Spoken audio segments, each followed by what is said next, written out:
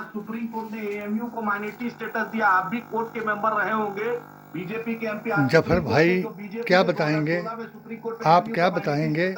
फतवा हुक्म कुरान है और नबी की जुबान है। जिसको हुक्म कुरान का मालूम नहीं, नबी की जुबान का मालूम नहीं, वो कैसा मुसलमान है? मत करिएगा, अभी फैसला आना बाकी है कि अल्पसंख्यक दर्जा मिलेगा या नहीं मिलेगा। मुद्दे पर आइए। राखी जी, मैं एडवोकेट हूं, मैं जानता हूं क्या हुआ, मेरा काम मत कीजिए बराए मेहरबानी। वो कैसे कर सकते हैं? सुप्रीम कोर्ट ने किशोरी जी प्लीज, मैम हर सवाल आपसे नहीं है। किशोरी जी बोलिए। आदमी जी आप उससे सवाल क्यों करेंगे जो आपको सही जवाब देंगे? आप तो उसी से सवाल करेंगे कि जो मुसलमानों को जलीलो ख्वार करने के लिए बात करें। सरकार को कल मदरसा एक्ट को फिर से बहाल किया है, तो जफर भाई बीजेपी के लोग को समझाइए कि इतना दिल में जहर नहीं रखे। और अजीत पवार ने, आज अजीत पवार का इंटरव्यू है कि बटेंगे कटेंगे, मैं इंडोर्स महाराष्ट्र की सरजमी में नहीं करता हूँ। अब बतलाइए, नवाब मलिक बगल में थे, सना मलिक बगल में थी, अब बतलाइए कि अजीत पवार ने अलग एलानिया कहा कि योगी आदित्यनाथ का ये जो कोर्ट है इसको महाराष्ट्र की सरजमी पे इंडोर्स नहीं किया जाता है। और मैं एक बात कांग्रेस के तहसीन को बोलना चाहता हूँ, रेवंत रेड्डी कांग्रेस के स्टेट प्रेसिडेंट, कांग्रेस का चीफ मिनिस्टर सुबह शाम ओवैसी साहब की तारीफ कर रहे हैं, और इसको क्यों नहीं तहसीन को बोलते हैं? वो वीडियो चलवाते क्या सीन? जो ओवैसी के तारीफ कर रहे हैं वो इसलिए कर रहे हैं कि ओवैसी भी समझ जाएं कि मुसलमान एक हो चुका है, और जिस बात पर वोटों पर अगर आप मुसलमानों को जुदा करना चाहते हो तो ये हमारे संविधान का भी, इस्लाम का भी, कुरान का भी और नबी की जुबान का भी उल्लंघन है।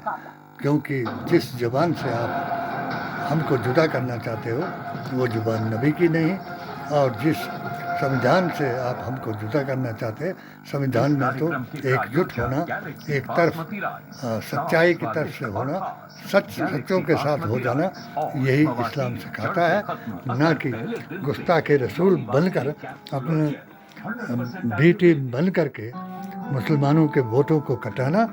यही सबसे बड़ा हमारे लिए नुकसान है।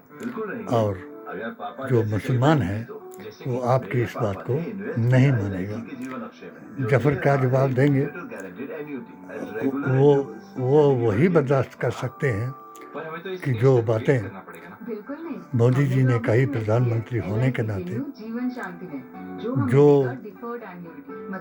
राजवीर सिंह ने स्वाभिमान यात्रा निकाल करके कही, जो बातें, सबसे बड़ी बात तो ये है कि आपको ये मालूम नहीं कि 13 आदमियों ने जिसके साथ बिल्किस के साथ बलात्कार किया, उसकी बच्ची को ज़मीन पर पटक करके मार दिया, उसके पेट बच्चे के गिरा दिया, और उनको एक समाज, उच्च समाज का बता करके उनको बरी करा दिया और उनको फूलों का हार पहना दिया। अगर आप मुसलमान होते तो आपको शर्म आनी थी। आप संविधान को जानने वाले होते तो आप इस पर एतराज करते। किस मुंह से आप मुसलमान की बात कर रहे हो? मेरा मुल्ले मौलवियों से उस वक्त भी इख्तलाफ हुआ जब मैंने राम मंदिर के पक्ष में फतवा दिया और बाबरी मस्जिद को नबी की जुबान से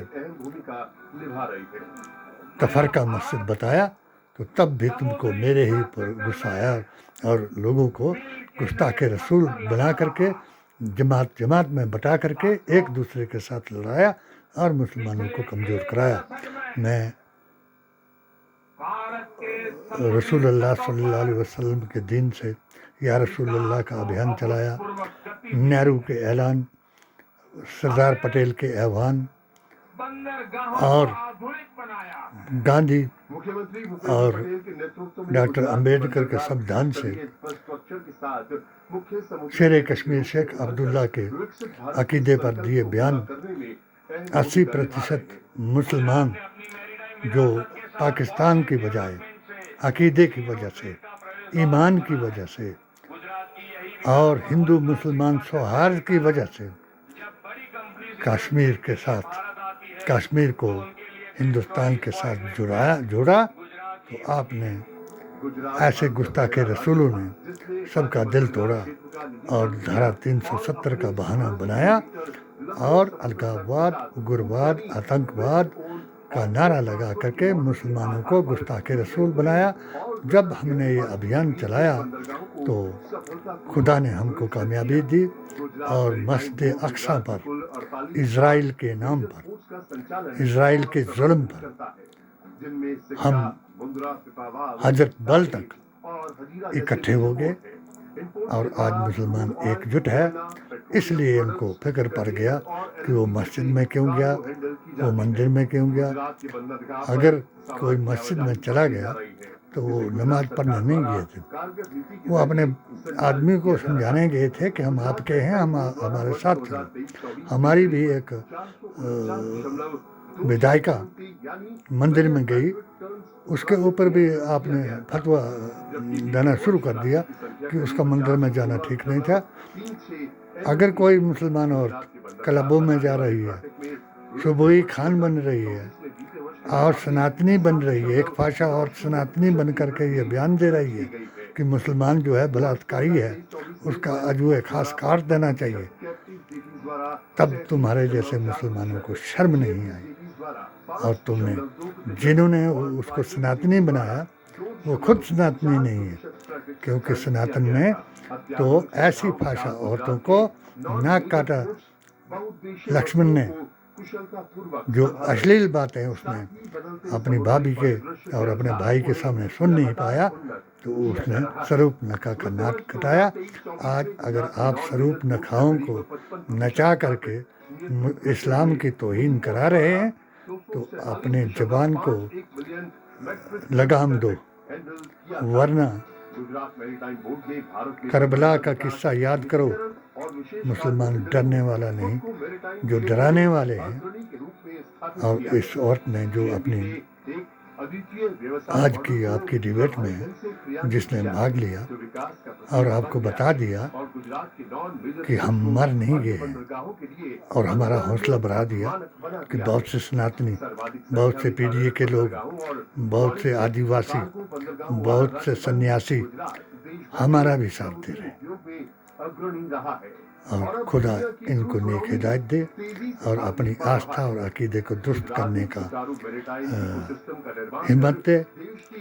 और राहुल के नारे डरो मत से आगाह करे, संविधान बचाओ, देश बचाओ, ये हिंदू मुसलमान कराएंगे। और एक बार जिन्ना ने हिंदू मुसलमान कराया, देश को तोड़ करके दिखाया, और एक बार ये अगर तोड़ने की कोशिश करेंगे तो हम तोड़ने नहीं देंगे। अब हम इसको हिंदू राष्ट्र नहीं अखंड भारत बनाएंगे।